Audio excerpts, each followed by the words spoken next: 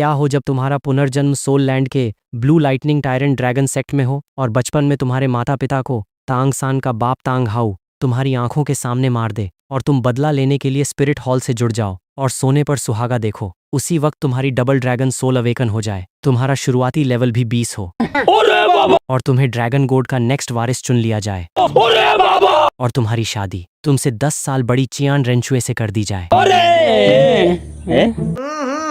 राजा जी अपनी शक्तियों का पूरा इस्तेमाल कर रहे हो।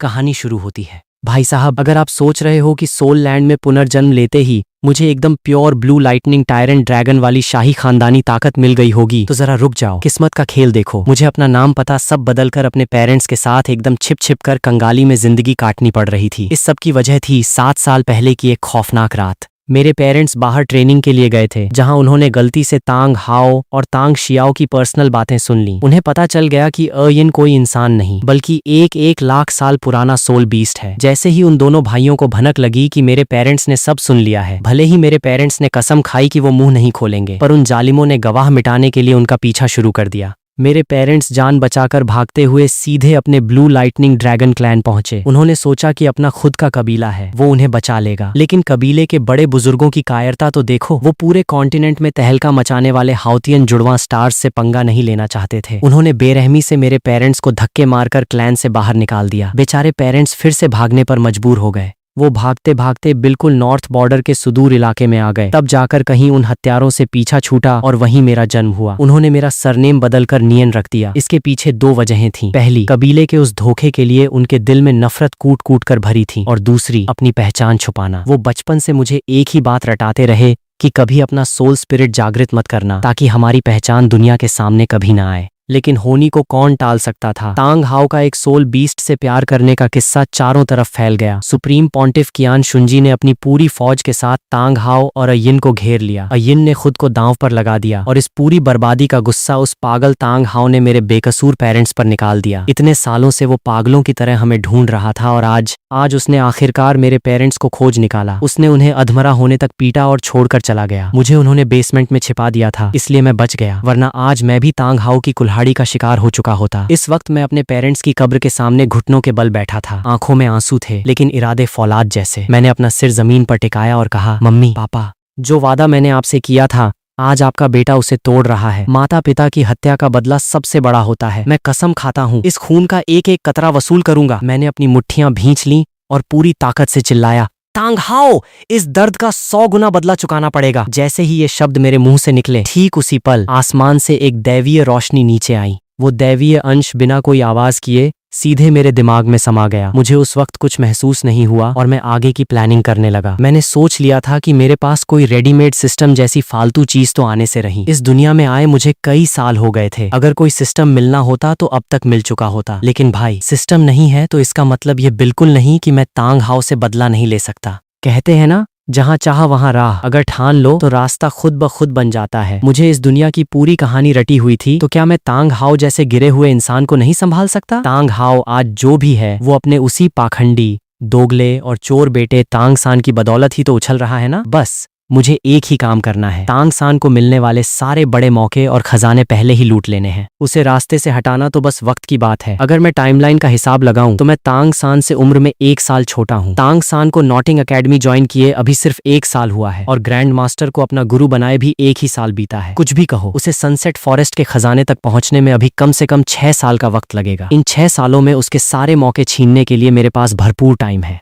खासकर वो चमत्कारी जड़ी बूटियां। श्रेक 7 अगर आगे चलकर भगवान बन पाए तो उसकी सबसे बड़ी वजह वो जड़ी बूटियां ही थीं। मेरे पेरेंट्स का soul spirit blue lightning dragon था, तो मेरा भी वही होगा। मुझे उस जहर के सौदागर पॉइजन डुआलुओ और उसकी पोती का जहर उतारने का तरीका अच्छे से पता है। उसके बदले में एक चमत्कारी बूटी ऐंठना मेरे लिए कोई बड़ी बात नहीं होगी। ब्लू लाइटनिंग ड्रैगन स्पिरिट को अगर वो बूटी मिल जाए तो वो इन्वॉल्व होकर एक अल्टीमेट गॉड लेवल स्पिरिट बन सकता है। उसके बाद मैं सीधे स्पिरिट हॉल ज्वाइन करूंगा। उनके सपोर्ट से आगे बढ़कर क्या मैं तांग हाओ और तांग सान को मिट्टी में नहीं मिला पाऊंगा? सच कहूं तो पहले मेरा तांग सान से दुश्मनी करने का कोई इरादा नहीं था, क्योंकि उसने मेरा कुछ बिगाड़ा नहीं था। लेकिन अब जब वो मेरे माता पिता के कातिल का बेटा है तो भाई, अब उसे मेरे गुस्से का सामना करने के लिए तैयार रहना होगा। यही सोचते हुए मैंने तुरंत अपनी छोटी सी झोपड़ी से अपना सामान समेटा। अब मैं 6 साल का हो चुका था, यानी अपना सोल सोल स्पिरिट जगाने का सही वक्त आ गया था, लेकिन मुझे इस इलाके के आसपास यह रिस्क बिल्कुल नहीं लेना था। सबसे सेफ रास्ता था सीधे स्पिरिट सिटी जाना। वहां पूरे दिन फ्री में स्पिरिट अवेकनिंग होती है और सबसे बड़ी बात, तांग हाओ वहां कदम रखने की हिम्मत कभी नहीं करेगा। यही मेरी पहली और आखिरी चॉइस थी। एक बार स्पिरिट जाग जाए फिर सीधे स्पिरिट हॉल में एंट्री मारूंगा। वहां मुझे पूरी सिक्योरिटी भी मिल जाएगी। सामान पैक कर मैं बिना रुके स्पिरिट सिटी की तरफ निकल पड़ा। वक्त पानी की तरह बहता गया और देखते ही देखते 1 महीना बीत गया। दिन रात एक करके आखिरकार एक शाम ढलते वक्त मैं स्पिरिट सिटी के आलीशान गेट के सामने खड़ा था। शहर में घुसते ही मैंने पूछताछ की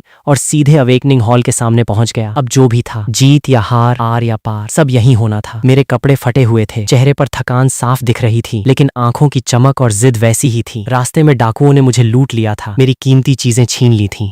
बहुत पापड़ बेलने पड़े थे यहाँ तक पहुँचने के लिए, लेकिन माता पिता की मौत के बदले के सामने ये मुसीबतें कुछ भी नहीं थीं। मैं अभी सोच ही रहा था कि तभी हॉल का भारी दरवाजा खुला और स्पिरिट हॉल का एक मेल सोल मास्टर बाहर आया। वह दरवाजा बंद करते हुए चिढ़कर बड़बड़ा रहा था, रोज इन कबाड़ी और नीच लोगों के स्पिरिट जगाने पड़ते हैं। किस्मत ही खराब है। पहले पता होता तो साम्राज्य की सेना ही ज्वाइन कर लेता। क्या बंद होने का टाइम हो गया? मैंने मन ही मन सोचा और तुरंत आगे बढ़कर तमीज से पूछा, अंकल नमस्ते, क्या हॉल बंद करने का वक्त हो गया है? उस सोल मास्टर ने आवाज सुनकर नीचे देखा। एक गंदे फटेहाल बच्चे को देखकर उसने मुझे पूरी तरह इग्नोर मार दिया और दरवाजा धड़ाम से बंद करने लगा। ये देख मेरा दिल हलक में आ गया। अगर आज मेरा स्पिरिट अवेकन नहीं हुआ तो मुझे इस अनजान शहर की सड़कों पर भूखे प्यासे सोना पड़ेगा। मैंने घबराकर चिल्लाते हुए दरवाजे के कोने को पकड़ लिया। अंकल प्लीज, मैं 6 साल का हूँ और मुझे अपना स्पिरिट जगाना है। बस थोड़ा सा वक्त दे दीजिए। मैं वादा करता हूँ आगे चलकर आपका ये एहसान जरूर चुकाऊंगा। मेरी आंखों में गिड़गिड़ाहट थी, लेकिन उस पत्थर दिल पर कोई असर नहीं हुआ। उल्टा वो और भड़क गया। उसने मुझे इतनी जोर से धक्का दिया कि मैं सीधे जमीन पर जा गिरा। उसके चेहरे पर नफरत साफ दिख रही थी। वह चिल्लाया, चल भाग यहाँ से, मेरा दिमाग मत चाट। एहसान चुकाएगा? तू खुद को समझता क्या है रे? 2 कौड़ी का नीच भिखारी। जमीन पर गिरने से मुझे काफी चोट आई थी। मेरी मुट्ठियां गुस्से और जिल्लत से भींच गईं, लेकिन मैं जानता था कि गलती मेरी ही थी कि मैंने उसका रास्ता रोका। इसलिए मैंने अपने गुस्से को पी लिया और उठकर जाने लगा। तभी अचानक एक कड़क और रोबीली आवाज गूंजी, बदतमीज, तुम्हारी ये मजाल। उस आवाज के साथ एक ऐसा खौफनाक दबाव पैदा हुआ कि उस सोल मास्टर की सांसें अटक गईं। कितनी खतरनाक एनर्जी है। मैंने हैरान होकर पीछे देखा। सामने से एक बेहद खूबसूरत और ग्रेसफुल औरत गुस्से में चली आ रही थी। कमाल की खूबसूरत है, ये कौन हो सकती है? मैं बस देखता रह गया। वह मेल सोल मास्टर तो डर के मारे कांपने लगा था। उसने थरथराते हुए कहा, ली लिंग युआन एल्डर, लिंग युआन, स्पिरिट हॉल की इकलौती महिला एल्डर। नाम सुनते ही मैं दंग रह गया। लिंग युआन ने तेजी से आगे बढ़कर उस मास्टर को फटकार लगाई। स्पिरिट हॉल का नियम है कि अवेकनिंग हॉल सूरज डूबने के बाद ही बंद होगा। अभी तो बस शाम हुई है और तुम दरवाजा बंद करने की फिराक में हो। तमीज भूल गए हो क्या? वह सोल मास्टर बस माफी मांगे जा रहा था। उसकी हिम्मत नहीं थी कि एक शब्द भी बोल पाए। ये सुनकर मुझे बहुत तसल्ली हुई। मतलब गलती मेरी नहीं थी, ये जानवर ही नियम तोड़ रहा था। बेटा, तुझे तो मैं बाद में देखूंगा, मैंने सोचा। हटो यहाँ से। लिंग युआन ने उसे दुत्कारा और फिर मेरी तरफ मुड़ी। मेरी हालत देखकर उनके दिल में रहम आ गया। वह नीचे झुकी और बेहद प्यार से बोली, छोटे बच्चे, क्या तुम्हें अपना सोल स्पिरिट जगाना है? दीदी तुम्हारी मदद करे? उन्होंने अपना कोमल हाथ मेरी तरफ बढ़ाया। मैं कोई बेवकूफ नहीं था जो ऐसा मौका हाथ से जाने देता। मैंने तुरंत हाँ में सिर हिलाया। हाँ दीदी, प्लीज मेरी मदद कीजिए। मैंने अपना छोटा सा हाथ उनके हाथ में दे दिया। वो मुस्कुराई और मुझे अंदर ले गईं। चलो मेरे साथ अंदर आओ। ये देखकर वह कमीना सोल मास्टर गुस्से में दांत पीस रहा था। उसने हमेशा सुना था कि एल्डर लिंग युआन बेहद सख्त हैं, लेकिन आज इस कंगाल बच्चे पर वह इतनी मेहरबान हो रही थी। पर जल्दी ही उसके चेहरे पर एक कमीनी मुस्कान आ गई। देखते हैं इस भिखारी का क्या घटिया स्पिरिट निकलता है, मजा आएगा। लिंग युआन मुझे हॉल के ठीक बीचों बीच बने एक जादुई घेरे में ले गईं। उन्होंने उसे एक्टिवेट किया। वुआ, मेरा शरीर एक सुनहरी रोशनी से घिर गया। धीरे धीरे मुझे अपने अंदर एक अजीब सी गर्मी महसूस होने लगी। ऐसा लगा जैसे अंदर कोई बहुत विशाल और ताकतवर चीज है जो बाहर निकलने के लिए बेताब है, लेकिन इतनी ज्यादा पावरफुल होने की वजह से वह एक बार में बैरियर नहीं तोड़ पा रही थी। यह क्या हो रहा है? बाहर क्यों नहीं आ रहा? लिंग युआन के चेहरे पर चिंता की लकीरें आ गईं। उन्होंने अपनी जिंदगी में ऐसा नजारा कभी नहीं देखा था। उनके एक्सपीरियंस के हिसाब से बड़े से बड़ा टॉप लेवल स्पिरिट भी अब तक बाहर आ जाता। हाँ, कहीं ऐसा तो नहीं कि इसके पास कोई स्पिरिट ही ना हो? अब आएगा मजा। वह बाहर खड़ा मास्टर मन ही मन खुश हो रहा था। बाहर आओ। लिंग युआन ने चिल्लाते हुए अपना खुद का स्पिरिट ब्लेजिंग लिंग युआन एक्टिवेट कर दिया। पीला पीला, पर्पल पर्पल, काला काला काला काला काला। एक टाइटल डुआलुओ के सबसे बेस्ट सोल रिंग्स हवा में तैरने लगे। अपनी 92 लेवल की पूरी ताकत झोंकते हुए उन्होंने मेरे स्पिरिट को बाहर आने पर मजबूर कर दिया। रोआरर, एक ऐसी कान फाड़ देने वाली ड्रैगन की दहाड़ गूंजी कि पूरा हॉल हिल गया। एक चमकदार सुनहरी रोशनी से लिपटा हुआ होली ड्रैगन मेरे चारों तरफ चक्कर काटने लगा। उसकी ताकत इतनी भयंकर थी कि मानो आसमान भी झुक जाए। पूरा हॉल उस पवित्र और दिव्य रोशनी से जगमगा उठा। क्या ये भयंकर एनर्जी, क्या ये ब्लू लाइटनिंग ड्रैगन से भी ऊपर का गोल्डन होली ड्रैगन है? नहीं, इस ड्रैगन का खून और इसका रुतबा गोल्डन होली ड्रैगन से कहीं बढ़कर है। ये तो पौराणिक कथाओं वाला सेमी गॉड स्पिरिट है, रेडिएंट होली ड्रैगन। वह सोल मास्टर पागलों की तरह चिल्लाने लगा। उसका सारा घमंड हवा हो चुका था, यहाँ तक कि खुद एल्डरलिंग युआन की आंखें भी फटी की फटी रह गईं। मैं खुद भी हैरान था, लेकिन हैरानी से ज्यादा मेरे अंदर एक अलग ही लेवल का जोश था। अगर ऐसा स्पिरिट मिला है तो बदले की आग में तांग हाव का जलना तो तय है। तभी लिंग युआन को कुछ और महसूस हुआ। वह चौंक कर चिल्लाई, रुको, एक और स्पिरिट है। उन्होंने बिना वक्त गंवाए अपनी बची कुची पूरी खतरनाक एनर्जी उस घेरे में झोंक दी। दहाड़, एक और भी ज्यादा भारी और गहरी दहाड़ गूंजी। इस बार एक गहरे काले रंग का पाताल की शक्तियों वाला ड्रैगन बाहर आया। वह भी मेरे चारों तरफ घूमने लगा। उसकी काली रोशनी और पहले वाले ड्रैगन की सुनहरी रोशनी आपस में ऐसे टकराई जैसे सूरज और चांद एक साथ मिल गए हों। पूरा हॉल रंगों के एक नए धमाके से भर गया। ये तो ट्विन स्पिरिट्स हैं, और ये दूसरा वाला तो आज तक कभी देखा ही नहीं गया। रेडिएंट होली ड्रैगन के बिल्कुल अपोजिट। क्या ये डार्क होली ड्रैगन है? इस लड़के के पास दो सेमी गॉड स्पिरिट्स हैं। वह सोल मास्टर पूरी तरह सदमे में आ गया और सीधे जमीन पर ढेर हो गया। लिंग युआन भी स्तब्ध खड़ी थीं। उन्होंने अपनी पूरी जिंदगी में ऐसा चमत्कार कभी नहीं देखा था। धड़ाम! अगले ही पल मेरे शरीर से रोशनी और अंधेरे का एक मिक्स एनर्जी बीम निकला, जिसने हॉल की छत को चीरते हुए सीधे आसमान के बादलों को हिलाकर रख दिया। आसमान में 2 विशाल ड्रैगन की परछाइयां दिखने लगीं। पूरा शहर इस धमाके से दहल उठा। जितने भी एल्डर और सुप्रीम लीडर्स थे, सब इस एनर्जी को महसूस करके तुरंत इस तरफ भागने लगे। Light and dark twin dragons! मैं अपने चारों तरफ घूमते इन दोनों ड्रैगन्स को देखकर अपनी खुशी और एक्साइटमेंट को संभाल नहीं पा रहा था। जल्दी मुझे देखने दो कि तुम्हारी इनहेरेंट सोल पावर कितनी है। लिंग युआन अपनी एक्साइटमेंट छुपा नहीं पा रही थी। उन्होंने तुरंत क्रिस्टल बॉल मंगवाई। जैसे ही मैंने उस पर हाथ रखा, बॉल इतनी तेजी से चमकी कि उसकी रोशनी बर्दाश्त से बाहर हो गई। ये लेवल 10 की फुल पावर से भी कहीं ज्यादा थी। लिंग युआन ने चौंक कर तुरंत मेरा हाथ अपने हाथ में ले लिया ताकि वो खुद मेरी सही पावर चेक कर सकें। कुछ सेकंड बाद वो चिल्ला उठी, लेवल 20 इनहेरेंट सोल पावर! ये कैसे मुमकिन है? ये कितनी बड़ी बात थी, आप सोच भी नहीं सकते। अब तक के इतिहास में सिर्फ हॉल की मिस्ट्रेस कियान रेनशुए ने गॉड गिफ्टेड स्पिरिट की बदौलत यह मुकाम हासिल किया था, और मेरे दोनों स्पिरिट सेमी गॉड लेवल के थे। फिर भी मैंने सीधे लेवल 20 की पावर हासिल कर ली थी। लिंग युआन ने अचानक घुटनों के बल बैठकर मुझे कसकर गले से लगा लिया। छोटे बच्चे, तुम सिर्फ ट्विन सेमी गॉड स्पिरिट्स के मालिक नहीं हो, तुम्हारी पावर भी सीधे लेवल 20 है। क्या तुम दीदी को अपना नाम और अपना क्लैन बताओगे? कहीं तुम Ben blue lightning tyrant dragon clan से तो नहीं हो? मुझे पता था कि अगर मैंने नहीं कहा तो वह मुझे सीधे स्पिरिट हॉल में रख लेंगी, और अगर हाँ कहा तब भी उन्हें भरोसा था कि वो मेरा क्लैन बदलवा देंगी। आखिर मुझ जैसे नायाब हीरे को कोई कैसे छोड़ सकता था? मुझे अच्छे से पता था कि असली पहचान बताना मौत को बुलावा देना है। अगर ब्लू लाइटनिंग क्लैन या तांग हाउ को भनक भी लग गई तो वो मुझे जिंदा नहीं छोड़ेंगे। इसलिए मैंने अपनी ऑस्कर लेवल एक्टिंग शुरू कर दी। मैंने रोने जैसी शक्ल बनाई और कहा, नहीं दीदी, ऐसा नहीं है। मैं उस क्लैन से नहीं हूँ। मेरा नाम ये हान है। मेरे मम्मी पापा बचपन में ही चले गए थे। मुझे मेरे दादाजी ने पाला था। इतना कहकर मैंने अपनी आंखों से जबरदस्ती आंसू निकाले। लेकिन वो भी अब इस दुनिया में नहीं है। मैं बिल्कुल अकेला हूँ। एक्टिंग को और रियल बनाने के लिए मैं सीधे लिंग युआन की गोद में मुंह छिपाकर रोने लगा। लिंग युआन पहले तो हैरान हुई, फिर उनका दिल पिघल गया। उन्होंने मुझे थपथपाते हुए चुप कराया। शहजादे, रोते नहीं हैं। अब से तुम्हारी यह दीदी तुम्हारे साथ है ना? मैंने आंसू भरी आंखों से उनकी तरफ देखा और मासूमियत से पूछा, दीदी, क्या आप मुझे अपने पास रखोगी? लिंग युआन खुश हो गईं और मुस्कुराते हुए सिर हिलाया। बिल्कुल रखूंगी, लेकिन एक शर्त है। तुम्हें स्पिरिट हॉल ज्वाइन करना होगा और मुझे अपना गुरु मानना होगा। मैं उनका गेम समझ रहा था। वो मुझे अपने साथ बांधना चाहती थी, पर मैं तो खुद यही चाहता था। मेरा प्लान ही स्पिरिट हॉल में घुसना था। भले ही लिंग युआन की ताकत और पोजीशन स्पिरिट हॉल के बड़े लीडर्स में थोड़ी कम थी, लेकिन उनका दिल साफ था और वो भरोसेमंद थी। जब मुझे पूरी कहानी पता है और इतने तगड़े स्पिरिट मिले हैं, तो भगवान बनना मेरे लिए बाएं हाथ का खेल था। शुरुआत के लिए एक टाइटल डुआलुओं का सपोर्ट मिलना ही बहुत था। और हाँ, मैं पहले ही साफ कर दूं, मैं उनकी खूबसूरती के चक्कर में हाँ नहीं कर रहा था, ठीक है ना? हाँ, मैं जैसे ही हाँ बोलने वाला था, अचानक मेरा दिमाग एकदम सुन्न हो गया। आंखों के सामने सब धुंधला हो गया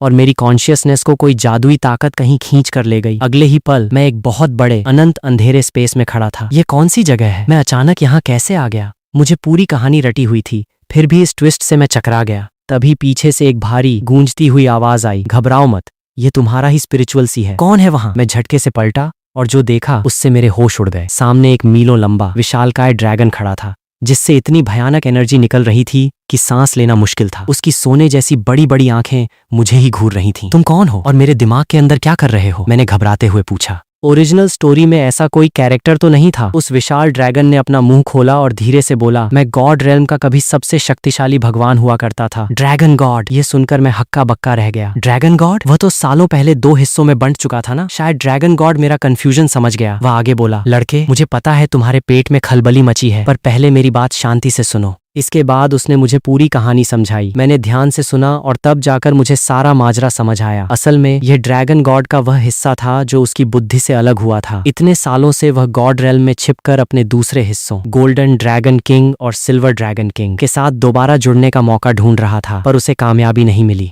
सिल्वर ड्रैगन किंग तो वैसे भी इंसानी दुनिया में आकर अपनी यादें खोकर सो चुकी थी। इतने सालों तक भटकने की वजह से उसकी दैवीय शक्ति खत्म होने की कगार पर थी। तभी कुछ देर पहले मेरे अंदर की बदले की भयंकर आग ने उसे अट्रैक्ट किया और उसने मुझे अपने गॉडहुड का वारिस चुन लिया। मुझे जो ये दोनों लाइट और डार्क ड्रैगन स्पिरिट्स मिले थे और जो लेवल 20 की पावर मिली थी, वह सब इसी की मेहरबानी थी। उसका मकसद बहुत सिंपल था, मैं उसके ड्रैगन गॉड के पद को संभालूं और गॉड रेल्म के उन धोखेबाज भगवानों से उसका बदला लूं। तुमने मुझे अपना वारिस चुना? मैंने हैरान होकर पूछा। ड्रैगन गॉड ने अपना भारी सिर हिलाया। हाँ, मैं तुम्हें 9 परीक्षाएं दूंगा। हर परीक्षा पास करने पर तुम्हें मेरा गॉड गिफ्टेड रिवॉर्ड मिलेगा। जब तुम सारी परीक्षाएं पूरी कर लोगे और मेरे दुश्मनों का खात्मा कर दोगे तो मेरा यह पद तुम्हारा होगा। यही नहीं, मेरा वह दूसरा हिस्सा सिल्वर ड्रैगन किंग, वह तुम्हारी दासी या रखैल बनकर तुम्हारी सेवा करेगी। शुरू की बातें सुनकर तो मेरे लड्डू फूट रहे थे, लेकिन आखिरी बात सुनते ही मैं चौंक गया। सिल्वर ड्रैगन किंग तो तुम्हारा ही हिस्सा है ना? तुम उसे मेरी दासी बनाने को तैयार हो? मैं तुम पर कैसे भरोसा करूं? अगर वह मेरी दासी बन गई तो तुम दोनों हिस्से मिलकर दोबारा जिंदा कैसे होगे? जो ड्रैगन गॉड अब तक शांत था, वह अचानक गुस्से और नफरत से फुफकार उठा। जब मैंने तुम्हारे दिमाग में एंट्री ली तो मुझे किसी तरह इस दुनिया का फ्यूचर दिखाई दे गया। जब मैंने देखा कि उस सिल्वर ड्रैगन किंग ने आगे चलकर क्या गुल खिलाए हैं, तो मुझे अपनी ही जात पर शर्म और गुस्सा आ गया। उसने पूरे सोल बीस्ट कबीले का नाम मिट्टी में मिला दिया। बदला लेने के बजाय वो दुश्मनों के बेटे के साथ इश्क लड़ाने लगी। वह इतनी बड़ी बेवकूफ निकलेगी, मैंने सोचा नहीं था। दासी तो दूर की बात है,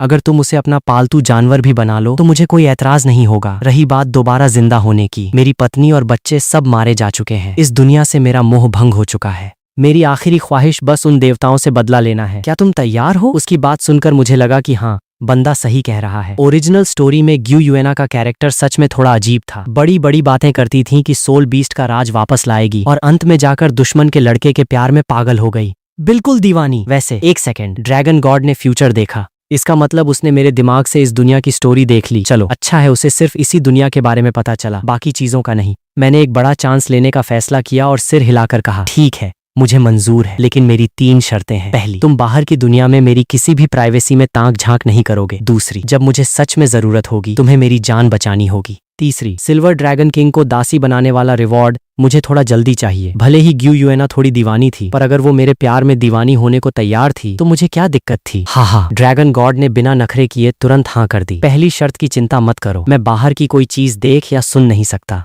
दूसरी बात, मेरे पास ज्यादा पावर नहीं बची है, मैं जिंदगी में सिर्फ 3 बार तुम्हारी जान बचा पाऊंगा। तीसरी शर्त, ठीक है, मैं इसे तुम्हारी शुरुआती परीक्षाओं के रिवॉर्ड में डाल दूंगा। मैं पूरी तरह संतुष्ट था। मैंने मुस्कुराते हुए पूछा, तो बताओ मेरी पहली परीक्षा क्या है? ड्रैगन गॉड कुछ देर शांत रहा और फिर उसने धीरे से अपना मुंह खोला। तुम्हारा पहला टास्क है किसी एक पावरफुल ग्रुप को ज्वाइन करना और किसी टाइटल डुआलुओं को अपना गुरु बनाना, ताकि तुम्हारी सिक्योरिटी पक्की हो सके। टाइम है सिर्फ 2.5 दिन। ये सुनते ही भाई साहब लॉटरी लग गई मेरी। मैं तो खुशी से उछल पड़ा। मैंने बिना वक्त गंवाए कहा, डन है बॉस, आप बस मुझे बाहर भेजो, मैं अभी इस टास्क की धज्जियां उड़ाता हूँ। ये तो साला बिल्कुल हलवा क्वेश्चन था। अब बस बाहर जाना था, लिंग युआन दीदी को हाँ बोलना था और टास्क खल्लास। ड्रैगन गॉड ने धीरे से सिर हिलाया और आखिरी बार एकदम सीरियस होकर वार्निंग दी, लड़के एक बात गांठ बांध ले, मेरे इस इनहेरिटेंस के बारे में किसी को कानो कान भनक नहीं होनी चाहिए। अगर गॉड रेल्म के देवताओं को पता चला तो मेरे साथ साथ तेरा भी पत्ता हमेशा के लिए कट जाएगा। जैसे ही उसके बोल खत्म हुए, उसकी विशाल सुनहरी आंखें चमकीं, चारों तरफ चकाचौंध रोशनी फैल गई। मेरा आसपास का नजारा फिर से धुंधला हुआ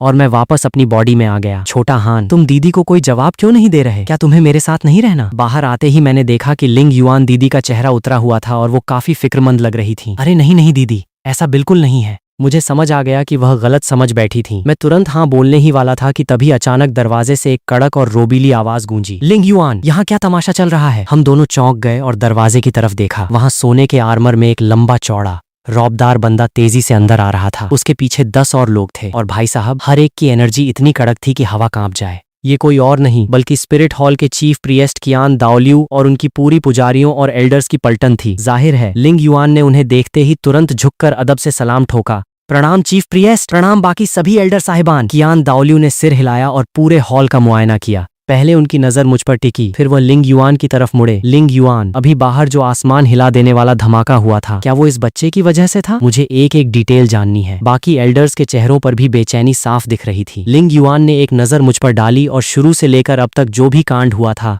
सब सच सच उगल दिया। क्या? दो semi god spirits, radiant holy dragon और डार्क होली ड्रैगन, और बिना किसी गॉड गिफ्ट के सीधे लेवल 20 इनहेरेंट सोल पावर। पूरी बात सुनते ही कियान दाओलियू और उनके साथियों के तोते उड़ गए। भले ही उनका दिमाग ये मानने को तैयार नहीं था, पर हॉल में चारों तरफ बिखरे पड़े शीशे के टुकड़े और अभी अभी हुआ आसमान का धमाका गवाही दे रहे थे कि बात 100% सच है। और जब उन्होंने सुना कि लिंग युआन के ऑफर पर मैं इतनी देर से चुपचाप खड़ा था, तो हमेशा शांत रहने वाले कियान दाओलियू से भी रहा नहीं गया। वह तुरंत मुझे अपनी तरफ खींचने के लिए आगे बढ़े, पर सेफ साइड रहने के लिए उन्होंने पहले कंफर्म करना सही समझा। छोटे बच्चे, मैं स्पिरिट हॉल का चीफ प्रिएस्ट कियान दाओलियू हूँ। क्या तुम अपने दोनों स्पिरिट्स एक बार मुझे बाहर निकाल कर दिखा सकते हो? मैंने चुपचाप सिर हिलाया, अपने दोनों हाथ ऊपर उठाए और light and dark twin Holi dragons को आजाद कर दिया। पल भर में रोशनी और अंधेरा आपस में गुथम गुथा हो गए और एक भयानक रीढ़ की हड्डी कंपा देने वाला प्रेशर पूरे हॉल में फैल गया। वूश! वहां खड़े हर एक बंदे की सांस अटक गई, सबकी आंखें फटी की फटी रह गईं। भाई साहब, जैसा लिंग युआन ने कहा था, सीन बिल्कुल वैसा ही था।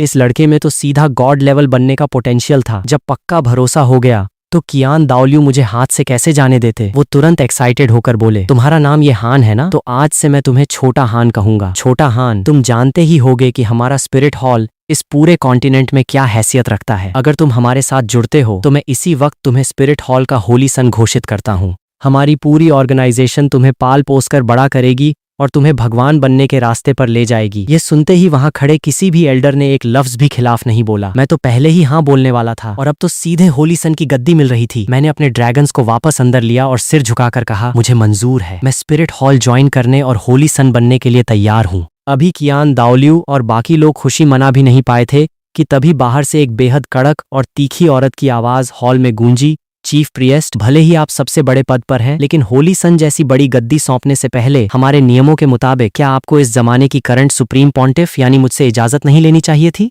कियान दाओलियू का चेहरा थोड़ा अजीब हो गया। वह कुछ बोलने ही वाले थे कि तभी बीबी डोंग को फूटी आंख न सुहाने वाले गोल्डन क्रोकोडाइल डुआलुओं ने कड़वे सुर में कहा, नियम तो बिल्कुल ऐसा ही है जैसा तुम कह रही हो, लेकिन उसी नियम की किताब में एक और लाइन लिखी है, अगर कोई ऐसा जीनियस पैदा हो जाए जिसका टैलेंट करंट सुप्रीम पॉन्टिफ से भी ऊपर हो तो तुम्हारी इजाजत की कोई जरूरत नहीं है, उसे सीधे होली सन बनाया जा सकता है। अभी शहर में जो आसमान फटा था वो तुमने भी देखा ही होगा। वह धमाका इसी छोटे बच्चे का कारनामा था। ये सुनते ही बीबी डोंग के पीछे खड़े युएगुआन और गुइमेई के चेहरे देखने लायक थे। क्या सच में ये छोटा सा बच्चा उस प्रलय जैसी एनर्जी का जिम्मेदार था? बीबी डोंग के चेहरे पर कोई शिकन नहीं आई। उसने मेरी तरफ एक हिकारत भरी नजर डाली और नफरत से मुस्कुराते हुए बोली, वो तमाशा मैंने भी देखा था। ऐसा लगा जैसे किसी सेमी गॉड स्पिरिट की वजह से हुआ हो। टैलेंट अच्छा है, इसमें कोई शक नहीं, लेकिन अगर तुम्हें लगता है कि सिर्फ इतने से ही इसका टैलेंट मुझसे ऊपर हो गया तो तुम इस सुप्रीम पॉन्टिफ को बहुत कम आंक रहे हो। मेरा स्पिरिट भले ही सेमी गॉड न हो, पर वो टॉप लेवल का है और मैं खुद ट्विन स्पिरिट्स और इनहेरेंट फुल सोल पावर की मालिक हूँ। क्या ये मुझसे जीत पाएगा? और वैसे भी सिर्फ टैलेंट से कुछ नहीं होता, कैरेक्टर भी कोई चीज होती है।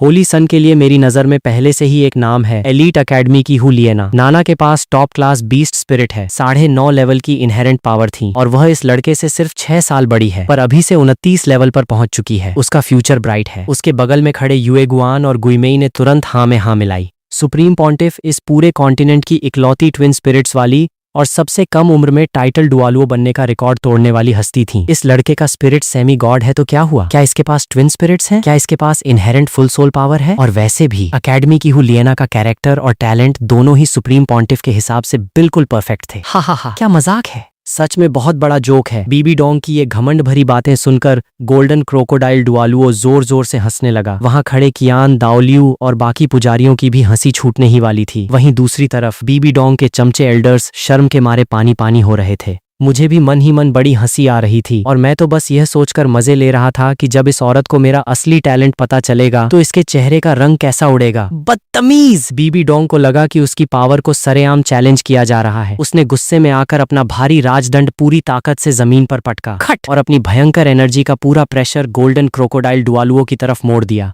गोल्डन क्रोकोडाइल भी कोई कच्ची गोटी नहीं खेला था। उसने अपना पैर जमीन पर मारा और उसकी एनर्जी का मुकाबला किया। धूम! दोनों के प्रेशर आपस में टकराए और एक तगड़ा शॉकवेव पूरे हॉल में फैल गया। लिंग युआन दीदी ने जब देखा कि पानी सिर से ऊपर जा रहा है तो उन्होंने तुरंत मुझे खींचकर अपनी छाती से लगा लिया ताकि मुझे कोई खरोंच ना आए। बस करो, बहुत हुआ। कियान दाओलियू ने दहाड़ते हुए अपनी खतरनाक एनर्जी से उन दोनों के प्रेशर को हवा में ही उड़ा दिया। फिर वह बीबी डोंग को समझाने वाले टोन में बोले, क्रोकोडाइल का बर्ताव थोड़ा रूड था पर उसकी कोई गलती नहीं है। असल में इस बच्चे का टैलेंट इतना ज्यादा खतरनाक है कि वह तुम्हारी सोच से भी कोसों आगे है। बीबी डोंग हार मानने वालों में से नहीं थी। वह गुस्से में दोबारा बहस करने लगी पर कियान दाओलियू ने उसे बीच में ही टोकते हुए लिंग युआन की गोद में छिपे मेरी तरफ इशारा किया। छोटा हान, इधर आओ। ये हमारे स्पिरिट हॉल की सुप्रीम पॉन्टिफ हैं। जरा इन्हें भी अपना जलवा दिखाओ। मैंने सिर हिलाया और धीरे धीरे आगे बढ़ा। हॉल में मौजूद हर एक आंख मुझ पर टिकी थी। मैंने गहरी सांस ली और अपने दोनों हाथ खोले। एक तरफ रेडिएंट होली ड्रैगन और दूसरी तरफ डार्क होली ड्रैगन।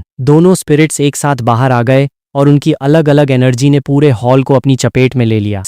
क्या? बीबी डोंग की सुंदर आंखें सदमे से कांपने लगीं। यह नजारा उसकी इमेजिनेशन से भी परे था। युएगुआन और गुइमेई तो बिल्कुल बुत बन गए। साला, दूसरों को जोकर समझते समझते वो खुद जोकर बन चुके थे। लेकिन पल भर में ही बीबी डोंग की आंखों में एक अजीब सी चमक और लालच आ गया। इतनी खतरनाक डार्क एनर्जी, अगर मैं इसे निगल जाऊं तो मेरे रोशसा गॉड के टास्क चुटकियों में पूरे हो जाएंगे। और ये रेडिएंट होली ड्रैगन स्पिरिट, क्या पता इससे मेरे प्यारे शियाओगांग के कबाड़ स्पिरिट का डिफेक्ट ठीक हो जाए। अगर मैंने शियाओगांग की प्रॉब्लम सॉल्व कर दी तो क्या वह वापस मेरे पास नहीं आ जाएगा? ये सोचते ही उसका सारा गुस्सा हवा हो गया। वह एक कुटिल मुस्कान के साथ बोली, बहुत बढ़िया, अब मानना पड़ेगा कि यह लड़का सच में होली सन बनने के लायक है। कियान दाओलियू ने राहत की सांस ली पर वह जानते थे कि यह तूफान के पहले की शांति है। बीबी डोंग इतनी आसानी से मैदान नहीं छोड़ेगी। और वही हुआ। बीबी डोंग ने तुरंत पासा पलटा। अब जब यह होली सन बन ही गया है तो इसे सिखाने के लिए कोई तगड़ा मास्टर भी तो चाहिए ना। कियान दाओलियू का माथा ठनका। वह समझ गए कि यह औरत अब मुझे अपने कंट्रोल में लेने की चाल चल रही है। वह कुछ बोलने ही वाले थे कि बीबी डोंग ने अपनी रौबीली आवाज में बात काट दी। स्पिरिट हॉल के इतिहास में जितने भी होली सन या होली मेड हुए हैं उन्हें हमेशा करंट सुप्रीम पॉन्टिफ ने ही ट्रेन किया है और आज यह जिम्मेदारी मेरी है। किसी को कोई एतराज? सबकी नजरें तुरंत कियान दाओलियू पर टिक गईं।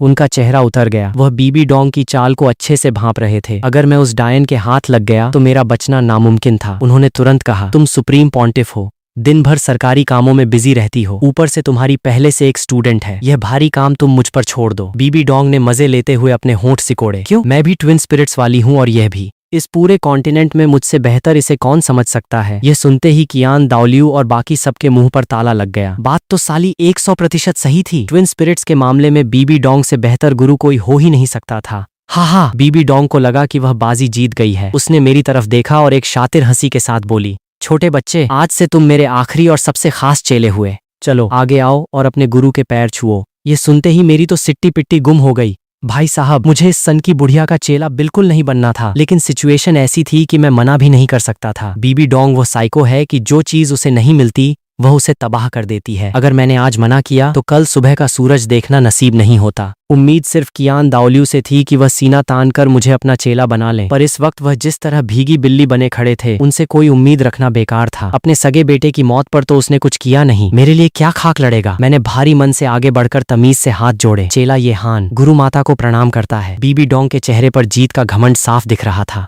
उसने कियान दाओलियू की तरफ एक चिढ़ाने वाली नजर डाली। कियान दाओलियू और उनके पुजारियों की टोली अंदर ही अंदर खून के घूंट पी रही थी, पर उनके पास कोई चॉइस नहीं थी क्योंकि उनमें से कोई भी ट्विन स्पिरिट्स वाला नहीं था और उन्हें डर था कि वो मेरा टैलेंट खराब न कर दें। बहुत अच्छे मेरे बच्चे, चलो अब मेरे साथ चलो। बीबी डोंग ने अपनी नजरें हटाईं और बड़े प्यार से अपना हाथ मेरी तरफ बढ़ाया। मैंने एक आखिरी नजर अपनी मसीहा लिंग युआन दीदी पर डाली और भारी मन से उसका हाथ थामने ही वाला था कि तभी कियान दाओलियू के दिमाग की बत्ती जली। उन्होंने तुरंत चिल्लाकर कहा, रुको। बीबी डोंग ने चिढ़कर अपनी भौहें सिकोड़ी। चीफ प्रिएस्ट, अब क्या कसर रह गई है? कियान दाओलियू ने थोड़ा सोचा और धीरे से बोले, ये बात सच है कि तुम छोटा हान को सिखाने के लिए बेस्ट हो, पर जैसा मैंने कहा तुम देश दुनिया के कामों में बहुत बिजी रहती हो, कहीं न कहीं चूक तो होगी ही। छोटा हान का टैलेंट इस दुनिया के इतिहास में सबसे अनोखा है। तुम इसे उस हुलियना की तरह नॉर्मल एकेडमी में पढ़ने के लिए तो छोड़ नहीं सकती। मेरी मानो तो हमें सभी एल्डर्स या पुजारियों में से किसी एक को इसका पर्सनल असिस्टेंट टीचर और बॉडीगार्ड अपॉइंट कर देना चाहिए जो 24 घंटे इसकी सिक्योरिटी का ध्यान रखे।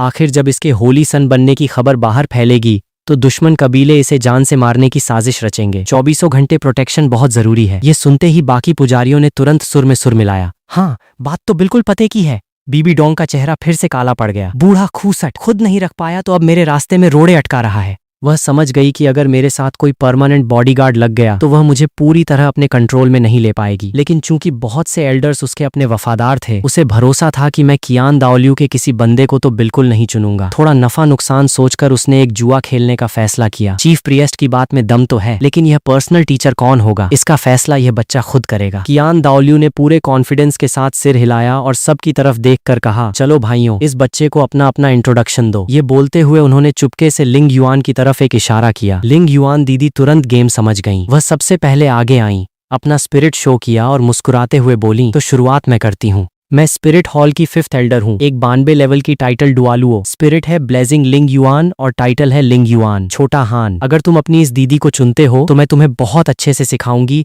और बहुत सारा प्यार भी दूंगी। ये देखते ही मैं समझ गया कि ये सब कियान दाओलियू की प्लानिंग थी। जैसे ही उनका इंट्रोडक्शन खत्म हुआ, मैं तुरंत भाग कर गया और उनका हाथ पकड़ लिया। तो फिर मैं लिंग युआन दीदी को ही अपना पर्सनल टीचर चुनता हूँ। चेला ये हान मास्टर लिंग युआन को प्रणाम करता है। कियान दाओलियू का तीर बिल्कुल निशाने पर बैठा था। उनके होठों पर एक विजयी मुस्कान तैर गई। दूसरी तरफ बीबी डोंग का चेहरा गुस्से से नीला पड़ गया। वह समझ गई कि वह बूढ़े के बिछाए जाल में बुरी तरह फंस चुकी है। हा हा हा, बहुत बढ़िया, तो आज से लिंग युआन ही छोटा हान की पर्सनल टीचर और बॉडीगार्ड होंगी। कियान दाओलियू जोर से हंसे और फिर अचानक सीरियस होकर बोले, वैसे मुझे एक और बड़ा अनाउंसमेंट करना है। आज से छोटा हान हमारे स्पिरिट हॉल का दामाद बनेगा और वह मेरी पोती कियान रेनशुए का मंगेतर होगा। सन्नाटा। पूरे हॉल में ऐसा सन्नाटा छा गया कि मानो सबकी बोलती बंद हो गई हो। हर कोई इस अचानक हुए धमाके से शॉक्ड था, यहाँ तक कि मैं खुद भी एकदम सुन्न हो गया था। साला कियान दाओलियू मुझे अपने साथ बांधने के लिए अपनी सगी पोती का ही सौदा कर बैठा क्या? बीबी डोंग तो अपनी जगह से उछल पड़ी। उसने लगभग चिल्लाते हुए पूछा, चीफ प्रिएस्ट, आपको होश तो है कि आप क्या बकवास कर रहे हैं? कियान दाओलियू के चेहरे पर कोई शिकन नहीं थी।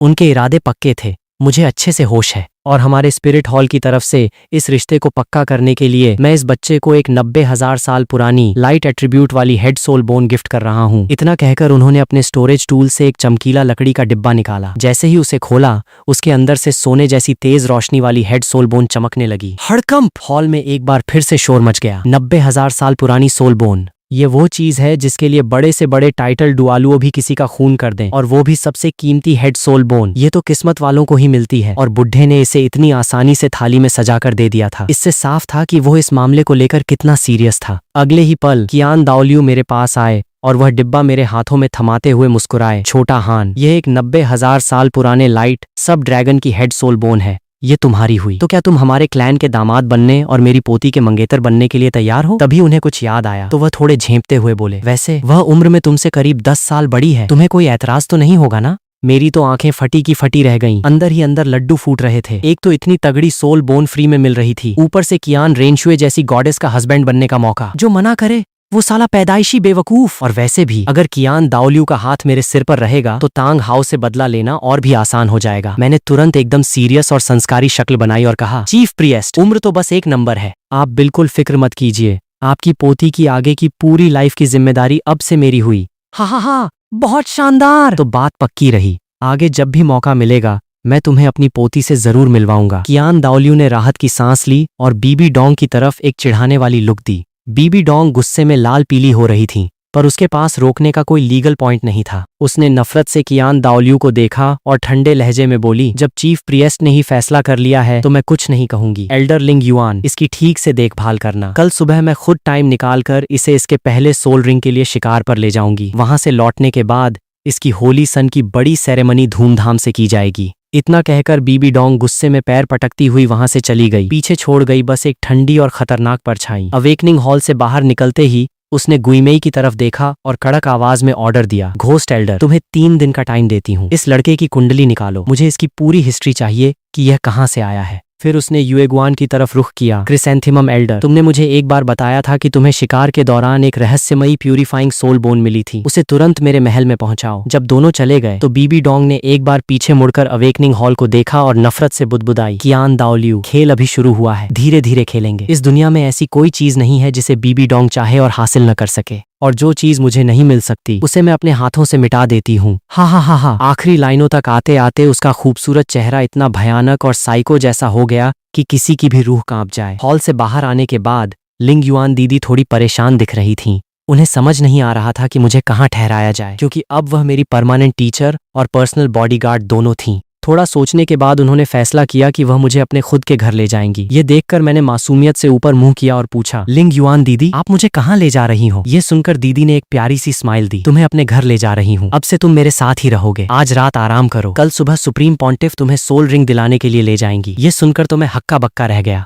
भाई साहब, स्पीड तो देखो इनकी, सीधे एक ही घर में शिफ्टिंग। मैं अभी ख्यालों में खोया ही था कि दीदी ने मुझे टोकते हुए कहा, छोटा हान, आज से मैं तुम्हारी ऑफिशियल टीचर और बॉडीगार्ड हूँ। तुम्हारी सिक्योरिटी और पढ़ाई की जिम्मेदारी मेरी है, तो अब से तुम्हें मुझे मास्टर कहना होगा। दीदी बोलना बंद करो। मैंने अपनी बड़ी बड़ी पानी जैसी आंखें खोलीं और जबरदस्ती का मुंह बनाकर बोला, पर मुझे तो आपको दीदी बुलाना ही अच्छा लगता है। अब मैं क्या करूं? लिंग युआन पहले तो हैरान हुई, फिर खिलखिलाकर हंस पड़ी। उन्होंने प्यार से मेरी नाक खींची और बोली, सच में तुम्हारे सामने किसी की नहीं चल सकती। ठीक है, अकेले में दीदी बुला लेना, पर बाकी सबके सामने मास्टर ही बोलना होगा, समझे? मैंने तुरंत शरीफों की तरह सिर हिलाया और मक्खन लगाते हुए बोला, जी मैं अपनी लिंग युआन दीदी की हर बात मानूंगा। मेरी दीदी दुनिया में सबसे बेस्ट है। दीदी मेरी इस बात पर बिल्कुल पिघल गईं। उन्होंने मुझे गोद में उठा लिया। चलो पहले तुम्हारे लिए कुछ अच्छे से कपड़े खरीदते हैं, फिर घर चलकर आराम करेंगे। मैंने चुपचाप उनकी गोद में सिर रख दिया, पर मेरा दिमाग आज के सारे कांडों का बैकअप ले रहा था। आज जो कुछ भी हुआ वह किसी सपने जैसा था। मुझे लाइट और डार्क ट्विन ड्रैगन्स मिले, ड्रैगन गॉड का इनहेरिटेंस मिला, मैं बीबी डोंग का चेला बना, होली सन की गद्दी मिली और सोने पर सुहागा। कियान रेनशुए से सगाई भी पक्की हो गई। सिर्फ बीबी डोंग को गुरु मानने वाली बात को छोड़ दिया जाए तो बाकी सब तो बिल्कुल छप्पर फाड़ के मिला था। और जब से कियान रेनशुए का नाम जुड़ा था, लाइफ में एक अलग ही किक आ गई थी। अब जब मैं पहले ही स्पिरिट हॉल का हिस्सा बन ही चुका था, तो इसकी हिफाजत करना मेरा फर्ज था। ओरिजिनल स्टोरी में तांग सान ने न सिर्फ स्पिरिट हॉल को बर्बाद किया था, बल्कि कियान रेनशुए का गॉडहुड भी छीन लिया था। मैं इस जन्म में ऐसा कुछ भी नहीं होने दूंगा। मैं स्पिरिट हॉल और कियान रेनशुए दोनों को बचाऊंगा। अब बस यहीं छिपकर आराम से लेवल अप करना है। 10 साल के अंदर टाइटल डुआलुओ बनना तय है, तब जाकर इन सब की रक्षा भी होगी और पेरेंट्स का बदला भी पूरा होगा। वैसे तो मैं अभी भी स्पिरिट हॉल को तांग हाओ का ठिकाना बता सकता था, पर नहीं, माता पिता के खून का बदला मैं अपने इसी हाथ से लूंगा। और उस हाउथियन क्लैन तथा ब्लू लाइटनिंग क्लैन ने जो पुराने पाप किए हैं, उनका हिसाब भी एक एक करके चुकता करूंगा। वो मैं अभी सोच ही रहा था कि अचानक आसपास की दुनिया फिर से गायब हो गई। अगले ही पल मैं दोबारा अपने स्पिरिचुअल सी में था और सामने वही भीमकाय ड्रैगन गॉड खड़ा था। लड़के, तुमने बहुत बढ़िया काम किया। ड्रैगन गॉड की आवाज में थोड़ी तारीफ का भाव था। मैंने सोचा नहीं था कि तुम इतनी जल्दी मेरी पहली परीक्षा पास कर लोगे। ये सुनते ही मेरे कान खड़े हो गए। चेहरे पर एक लालची मुस्कान आई। तो बॉस, मेरा इनाम कहाँ है? ड्रैगन गॉड की आंखें चमकी, उसके चारों तरफ सोने के जादुई सिंबल तैरने लगे और वो सारे उड़कर सीधे मेरी बॉडी में समा गए। आखिरकार वो सब मेरे माथे के बीचों बीच इकट्ठे हुए और वहां एक ड्रैगन के सिर जैसा निशान छप गया। ये क्या चीज है? माथे के उस निशान के अलावा मुझे अपनी बॉडी में कोई खास चेंज महसूस नहीं हुआ। ड्रैगन गॉड ने शांत रहकर समझाना शुरू किया, ये तुम्हारी पहली परीक्षा का इनाम है, ड्रैगन गॉड होली बॉडी। लेकिन अभी यह अपने बिल्कुल शुरुआती टूटे फूटे स्टेज पर है। इस स्टेज में आगे की ट्रेनिंग बहुत मुश्किल होगी, क्योंकि इस सोल लैंड की हवा में असली जादुई एनर्जी बहुत कम है, जिसकी वजह से तुम्हारी इस बॉडी का लाइफ व्हील सो चुका है और उसे जगाना नामुमकिन है। अगर इस बॉडी को एक्टिवेट करना है तो तुम्हें किसी बहुत ही रेयर और चमत्कारी बूटी की जरूरत पड़ेगी, जिसमें बहुत ज्यादा रिसोर्सेज खर्च होंगे। ये सुनते ही मेरे तो होश उड़ गए। साला, ये तो वही बात हो गई कि कार गिफ्ट में मिली है पर उसमें इंजन ही नहीं है। ड्रैगन गॉड ने मेरा उतरा हुआ चेहरा देखकर कहा, लड़के टेंशन मत ले। जो फ्यूचर मैंने देखा था उसके मुताबिक इस दुनिया में कुछ इमॉर्टल हर्ब्स और वेल मैरो जैसी नायाब चीजें मौजूद हैं। अगर तुम उन्हें खा लो तो तुम्हारी ये बॉडी पूरी तरह एक्टिवेट हो सकती है। मैंने थोड़ा दिमाग दौड़ाया। इमॉर्टल हर्ब्स के बारे में तो मुझे अच्छे से पता था, पर प्रॉब्लम ये थी कि अभी मैं स्पिरिट हॉल की निगरानी में था, तो वहां से भागकर हर्ब्स चुराना नामुमकिन था। रही बात वेल मैरो की, तो उसका क्या जुगाड़ हो सकता है, मुझे कोई आइडिया नहीं था। चलो घर जाकर दीदी से इसके बारे में पूछूंगा, मैंने सोचा। ठीक है बॉस, तो अब सेकंड टास्क क्या है? उम्मीद है उसका इनाम इतना सिरदर्दी वाला नहीं होगा, मैंने पूछा। ड्रैगन गॉड थोड़ी देर चुप रहा और फिर भारी आवाज में बोला, ड्रैगन गॉड का दूसरा टास्क, अपने किसी भी एक स्पिरिट पर 3 सोल रिंग्स चढ़ाओ, और शर्त यह है कि उन तीनों सोल रिंग्स की कुल उम्र 15,000 साल से कम नहीं होनी चाहिए। टाइम लिमिट है सिर्फ 2.5 दिन। रही बात इनाम की, तो वो मैं पहले नहीं बता सकता। टास्क पूरा होने पर खुद देख लेना। 2.5 दिन के अंदर 3 सोल रिंग्स, और वो भी टोटल 15,000 साल से ऊपर की। ये कंडीशन इतनी अजीब और मुश्किल थी कि मैं थोड़ी देर के लिए सुन्न पड़ गया। इसका मतलब साफ था कि मेरा पहला ही सोल रिंग कम से कम कुछ 1000 साल का होना चाहिए था। खैर, अगर मैं अपनी इस नई अनएक्टिवेटेड बॉडी का सही इस्तेमाल करूं तो शायद ये टास्क थोड़ा आसान हो जाए। जैसे ही उसकी बात खत्म हुई, ड्रैगन गॉड की आंखें चमकी और उसने मुझे वापस हकीकत में भेज दिया। जैसे ही मैं होश में आया, लिंग युआन दीदी की फिक्रमंद आवाज सुनाई दी। छोटा हान, क्या हुआ? क्या तुम्हें नींद आ रही है? मैंने तुरंत अपना सिर झटका और कहा, अरे नहीं नहीं दीदी, मैं बिल्कुल ठीक हूँ। लिंग युआन ने राहत की सांस ली और मुस्कुराकर बोली, चलो फिर, सामने ही कपड़ों की दुकान है। मैंने हाँ में सिर हिलाया, पर मेरे दिमाग में ड्रैगन गॉड का वह दूसरा टास्क घूम रहा था। इसका मतलब अब मुझे रास्ते में दीदी से उस व्हेल मैरो के बारे में हर हाल में पूछताछ करनी ही पड़ेगी। वक्त धीरे धीरे बीतता गया। दीदी ने मेरे लिए कुछ बढ़िया से कपड़े खरीदे और हम वापस उनके घर की तरफ चलने लगे। वापसी के रास्ते में मैंने बड़े ही एक्साइटेड होकर पूछा, लिंग युआन दीदी, आपको उस व्हेल मैरो के बारे में कुछ पता है क्या? लिंग युआन दीदी पहले तो थोड़ा चौंकी, फिर उन्होंने मुझसे पूछा, तुम्हें इस चीज के बारे में कहाँ से पता चला? व्हेल मैरो शरीर को बहुत ज्यादा ताकत और गर्मी देती है, पर मार्केट में सिर्फ कम उम्र वाली ही मिलती है। उसे खाने के बाद शरीर में इतनी गर्मी बढ़ जाती है कि आम लोग उसे छूने से भी डरते हैं। मैंने तुरंत मासूमियत से सिर हिलाया और अपनी बड़ी बड़ी आंखें मटकाते हुए झूठ बोला, अरे दीदी, आप गलत समझ रही हो। मैं तो बस अपनी बॉडी की स्ट्रेंथ बढ़ाने के लिए उसके बारे में पूछ रहा था। क्या आपको पता है कि सबसे ज्यादा उम्र वाली व्हेल मैरो कहाँ मिलेगी? क्या आप मेरे लिए थोड़ा सा जुगाड़ कर सकती हो? ये सुनते ही दीदी की आंखें फटी की फटी रह गईं। उन्हें यकीन नहीं हो रहा था कि मुझ जैसे छोटे बच्चे को यह भी पता है कि व्हेल मैरो से बॉडी को फौलाद बनाया जा सकता है।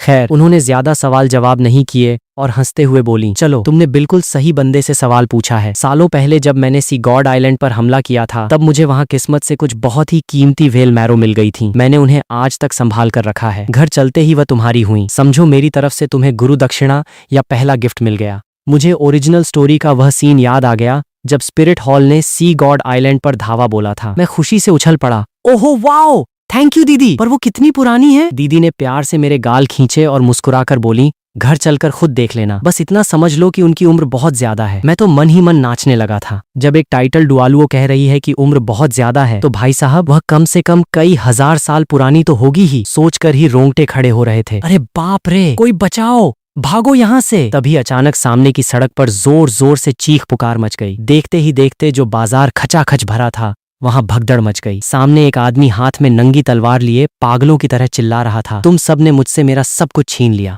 आज मैं तुम सबको इसका मजा चखाऊंगा। मैंने जब गौर से देखा तो मेरे तो होश ही उड़ गए। साला, ये तो वही अवेकनिंग हॉल का मास्टर था। ऐसा लग रहा था कि उसकी सोल पावर छीनकर उसे स्पिरिट हॉल से लात मारकर निकाल दिया गया था, और अब वह इस सदमे को बर्दाश्त नहीं कर पाया और सरेआम पागल होकर दंगा करने लगा। लिंग युआन दीदी ने जब ये देखा तो उनके चेहरे पर गुस्सा आ गया। वह तुरंत उसे रोकने के लिए तैयार हो गईं। छोटा हान, तुम यहीं खड़े रहना और बिल्कुल मत हिलना। दीदी अभी जाकर उस पागल को ठीक करके आती है। उन्होंने मुझे धीरे से जमीन पर उतारा और एक झटके में हवा से बातें करती हुई उस तरफ निकल गईं। तभी अचानक बगल की एक गली से 3 परछाइयां तेजी से बाहर निकलीं और उस दंगे की तरफ भागने लगीं। मेरा ध्यान तुरंत उन पर गया। सबसे आगे एक लड़की थी जो उम्र में मुझसे करीब 6 साल बड़ी लग रही थी। चेहरा बेहद खूबसूरत और कातिलाना था। उसके पीछे 2 लड़के भाग रहे थे। भाई साहब, मैं उन्हें देखते ही पहचान गया। ये बीबी डोंग की सबसे लाडली चेली हुलियना थी और पीछे उसके भाई शिएयुए और उसका आशिक यान थे। उनकी स्पीड देखकर लग रहा था कि वो भी उस पागल को रोकने जा रहे हैं, पर शायद इसे ही कहते हैं किस्मत का खेल। भागते भागते अचानक हुलियना की नजर मुझ पर पड़ गई। अब इतने बड़े दंगे के बीच मुझ जैसा छोटा बच्चा अकेला खड़ा हो तो कोई भी नोटिस कर लेगा। उसे देखते ही उसके अंदर की ममता जाग गई। इतना छोटा बच्चा यहाँ अकेला क्या कर रहा है? बहुत डेंजरस है। हुलियना ने तुरंत अपना रास्ता बदला और सीधे मेरी तरफ दौड़ पड़ी। नाना, तुम कहाँ जा रही हो? शिएयुए और यान दोनों चिल्लाए और वो भी उसके पीछे पीछे भागे। हुलियना तुरंत मेरे सामने आई और एक प्यारी सी स्माइल के साथ बोली, छोटे बच्चे, तुम यहाँ अकेले क्या कर रहे हो? तुम्हारे मम्मी पापा कहाँ हैं? मैं तो उसे देखकर बिल्कुल ब्लैंक हो गया था। सोचा नहीं था कि वह खुद मेरे पास आ जाएगी। हुलियना को लगा कि मैं डर के मारे गूंगा हो गया हूँ, इसलिए वह थोड़ा और झुकी और प्यार से बोली, डरो मत मेरे भाई, दीदी तुम्हें अभी एक सेफ जगह पर ले जाएगी। ये सब देखकर पीछे खड़ा यान जल भुनकर राख हो गया। शिएयुए तो शांत था, पर यान चिढ़कर बड़बड़ाया, नाना, इस फालतू बच्चे को छोड़ो, हमारा पहला काम उस पागल को पकड़ना है। हुलियना ने तुरंत उसे एक खतरनाक लुक दी और डांटते हुए बोली, तुम्हें दिखता नहीं है कि यह बच्चा यहाँ कितना अकेला और खतरे में है? इतना कहकर उसने यान को पूरी तरह इग्नोर मार दिया और मेरी तरफ मुड़कर बोली, छोटे भाई, चलो दीदी के साथ, पहले तुम्हें सेफ जगह छोड़ देती हूँ। मैंने चुपचाप हाँ में सिर हिलाया। यान की वह सड़ी हुई शक्ल देखकर मुझे भी थोड़ा गुस्सा आ रहा था, इसलिए मैं जानबूझकर हुलियना के और पास जाकर चिपक गया। यह देखकर यान का चेहरा तो ऐसा हो गया जैसे उसने करेला खा लिया हो। शिएयुए ने उसकी पीठ पर हाथ रखा और मजे लेते हुए बोला, अरे भाई, क्या कर रहा है? वह अभी छोटा बच्चा है, तू एक बच्चे से भी जलने लगा क्या? हुलियना जब मुझे लेकर आगे बढ़ रही थी तो मैंने पीछे मुड़कर यान को चिढ़ाते हुए जीभ निकाली, जिससे वह गुस्से में बिल्कुल पागल हो गया। सर्र! कुछ ही देर में हुलियना मुझे लेकर एक सुनसान गली में पहुंच गई। उसने मेरे सिर पर हाथ फेरा और कहा, छोटे भाई, तुम थोड़ी देर यहीं छिपकर बैठो, दीदी बाहर जाकर उस विलन को पकड़ती है, फिर आकर तुम्हें तुम्हारे घर छोड़ दूंगी, ठीक है? मैंने शरीफ बच्चा बनकर सिर हिलाया। जी दीदी, मैं यहीं आपका वेट करूंगा, और उसे जाते हुए देखता रहा। उसके जाने के बाद मेरे दिमाग में एक और खुराफात चल रही थी। हुलियना को बीबी डोंग अपनी बेटी की तरह मानती है। अगर मैं इसके साथ अच्छी दोस्ती कर लूं तो फ्यूचर में मेरे लिए स्पिरिट हॉल में अपनी धाक जमाना और भी आसान हो जाएगा। दूसरी तरफ लिंग युआन दीदी ने उस पागल सोल मास्टर को चुटकियों में ढेर कर दिया था और उसे वहां के गार्ड्स के हवाले कर दिया था। पर जब वह वापस उस जगह पहुंची जहां मुझे छोड़कर गई थी तो वहां का नजारा देखकर उनके हाथ पांव फूल गए। मैं वहां नहीं था। छोटा हान तुम कहाँ हो? वह हवा में मेरी बची कुची एनर्जी को सूंघते हुए पागलों की तरह चिल्लाने लगी। लिंग युआन दीदी, मैं यहाँ हूँ। उनकी आवाज सुनते ही मैं गली से बाहर निकल आया। दीदी ने जैसे ही मुझे देखा वह दौड़कर आई और मुझे कसकर गले से लगा लिया। मुझे लगा कि वह मुझ पर चिल्लाएंगी कि मैं बिना बताए कहाँ भाग गया था, पर साला ट्विस्ट देखो, वह खुद को ही कोसने लगी। छोटा हान, तुम डर गए थे ना, इसीलिए तुम यहाँ छिप गए थे। मुझे माफ कर दो, सब मेरी गलती है। मुझे तुम्हें अकेला नहीं छोड़ना चाहिए था। डरो मत, अब से दीदी ऐसा कभी नहीं करेगी। तुम मुझसे नाराज तो नहीं हो ना? उनका ये ओवर रिएक्शन देखकर मैं खुद थोड़ा सोच में पड़ गया, पर मैंने तुरंत बात संभाली। अरे कोई बात नहीं दीदी, मैं बिल्कुल ठीक ठाक हूं ना। दीदी ने एक लंबी सांस ली और मुस्कुराते हुए कहा, चलो अब सीधे घर चलते हैं। घर जाकर दीदी तुम्हें एक बहुत ही बढ़िया सरप्राइज गिफ्ट देगी। बढ़िया गिफ्ट? ये सुनते ही मेरे कान खड़े हो गए कि आखिर वो क्या देने वाली हैं। पर तभी मुझे याद आया, साला हुलियना तो बाहर मेरा वेट कर रही होगी। पर अब बहुत देर हो चुकी थी, मैं कुछ बोल पाता उससे पहले ही दीदी मुझे हवा की स्पीड से अपने आलीशान बंगले पर ले आई। चर्रर। दीदी ने घर का बड़ा दरवाजा खोला और मुझे गोद में लिए अंदर चली गईं। छोटा हान, आज से इसे अपना ही घर समझो, शर्माने की बिल्कुल जरूरत नहीं है। वाह, कितना बड़ा बंगला है। मैं तो चारों तरफ देखकर हैरान हो रहा था। हुलियना वाला किस्सा तो मैं पल भर में भूल चुका था। चलो, वो सामने बाथरूम है, पहले जाकर अच्छे से नहाकर साफ हो जाओ, तब तक मैं तुम्हारे लिए एक बढ़िया सा कमरा रेडी करती हूँ। दीदी ने मुझे जमीन पर उतारते हुए कहा, और हाँ, जिसकी तुम डिमांड कर रहे थे वह व्हेल मैरो भी मैं निकाल कर रखती हूँ, नहाकर आते ही तुम्हें मिल जाएगी। यह सुनते ही मेरे दिमाग की बत्ती जली। मैंने तुरंत दीदी का पल्लू पकड़ा और एक बहुत ही मासूम रोतड़ू सा चेहरा बनाकर बोला, लिंग युआन दीदी, मैं अकेले नहीं नहा सकता, मुझे डर लगता है। दीदी ने जब नीचे देखा और मेरा वह पिघला देने वाला चेहरा देखा तो उनका सख्त टाइटल डुआलुओ वाला दिल पानी पानी हो गया। उन्होंने मेरे बाल संवारे और बोली, हाय रब्बा, चलो, सिर्फ इस एक बार दीदी तुम्हें नहला देती है, पर जब तुम बड़े हो जाओगे तो खुद ही नहाना पड़ेगा, समझे? इतना कहकर वह मेरा छोटा सा हाथ पकड़कर बाथरूम की तरफ ले गईं। अगली सुबह जब मेरी आंख खुली तो भाई साहब, मुझे अपनी बॉडी में एक अलग ही लेवल की पावर महसूस हो रही थी। ऐसा लग रहा था कि ताकत पहले से कई गुना बढ़ चुकी है। क्या यह कल रात खाई हुई व्हेल मैरो का असर है, या फिर मेरी वो dragon God Holi body activate हो गई है? मैं अभी सोच ही रहा था कि दिमाग में अचानक ड्रैगन गॉड की भारी आवाज गूंजी, लड़के, कल रात तूने ऐसा क्या खा लिया था? तेरी वह होली बॉडी पूरी तरह से एक्टिवेट हो चुकी है, लेकिन याद रख, अभी यह सिर्फ स्टार्टिंग स्टेज पर है, इसलिए यह तेरी बॉडी को कोई बहुत ज्यादा एक्स्ट्रा पावर नहीं देगी। मैंने ड्रैगन गॉड को कल रात वाले व्हेल मैरो का पूरा किस्सा सुनाया। फिर मैंने थोड़ी भौहें सिकोड़ कर पूछा, अगर यह सिर्फ स्टार्टिंग स्टेज है तो अभी मैं मैक्सिमम कितने साल की सोल रिंग झेल सकता हूँ? ड्रैगन गॉड ने धीरे से समझाया, अभी तुम्हारी कैपेसिटी सिर्फ कुछ 100 साल ही बढ़ी है, यानी तुम्हारी पहली सोल रिंग मैक्सिमम 1000 साल तक की ही हो सकती है। ये सुनते ही मेरा दिल बैठ गया। मैं कुछ बोलने ही वाले था कि उसने मुझे ढाढ़स बंधाया, ज्यादा उतावल मत बन, भले ही अभी तेरी फिजिकल स्ट्रेंथ कम है, पर इस होली बॉडी की बदौलत तूने इस दुनिया के कई कड़े नियम तोड़ दिए हैं। पहला, अब तेरी सोल पावर बढ़ने के लिए सोल रिंग की मोहताज नहीं है, यानी बिना रिंग के भी तू आराम से लेवल अप कर सकता है और अपनी पावर यूज कर सकता है। दूसरा, अब तू किसी भी सोल रिंग या सोल बोन को सिर्फ 1 सेकंड के अंदर सोख सकता है। बस हाँ, सोल रिंग सोखते वक्त जो दिमागी झटका लगता है वह तो झेलना ही पड़ेगा। एक बार जब तू इस शुरुआती स्टेज को पार कर लेगा तो तेरी बॉडी लोहे जैसी फौलाद बन जाएगी। पूरी बात सुनने के बाद मेरे दिल को थोड़ी तसल्ली मिली, पर प्रॉब्लम यह थी कि ड्रैगन गॉड का वह दूसरा टास्क सिर पर मंडरा रहा था। 2.5 दिन में 3 रिंग्स और टोटल 15,000 साल। अगर पहली रिंग सिर्फ 1000 साल की होगी तो बाकी का टारगेट कैसे पूरा होगा? आज ही बीबी डोंग मुझे शिकार पर ले जाने वाली थी, तो अब किसी नए खजाने को ढूंढने का टाइम तो था नहीं। तभी अचानक मेरा ध्यान गया, साला कियान दाओलियू ने कल मुझे एक 90,000 साल पुरानी हेड सोल बोन दी थी ना, अगर मैं उसे अभी सोख लूं तो मेरी बॉडी की स्ट्रेंथ आसमान छूने लगेगी और मेरी सोल रिंग झेलने की कैपेसिटी भी बढ़ जाएगी। मैंने तुरंत पूरे कमरे को स्कैन किया, अलमारी से वह चमकीला लकड़ी का डिब्बा निकाला और बिना सोचे समझे अपनी सोल पावर एक्टिवेट करके उसे सोखना शुरू कर दिया। वुआ! कमरे में अचानक एक तेज सुनहरी रोशनी का ब्लास्ट हुआ और इतनी भयंकर एनर्जी निकली कि पूरी दीवारें थरथराने लगीं। किचन में नाश्ता बना रही लिंग युआन दीदी ने जब यह झटका महसूस किया तो वह दौड़ती हुई आईं और दरवाजा खोलकर अंदर घुस गईं। मुझे सोल बोन सोखते देख उनके होश उड़ गए। वैसे तो सोल बोन सोखने के लिए किसी सोल पावर की लिमिट नहीं होती, पर यह प्रोसेस बहुत ही डेंजरस होता है। जरा सी चूक हुई नहीं कि बंदा हमेशा के लिए अपाहिज हो सकता है। और सबसे बड़ी बात, अगर चीफ प्रिएस्ट और सुप्रीम पॉन्टिफ को पता चला कि उनकी लापरवाही की वजह से मैंने यह कदम उठाया तो उनकी नौकरी पर बनाती। नॉर्मल तौर पर एक सोल बोन सोखने में कम से कम कुछ दिन या हफ्तों का वक्त लगता है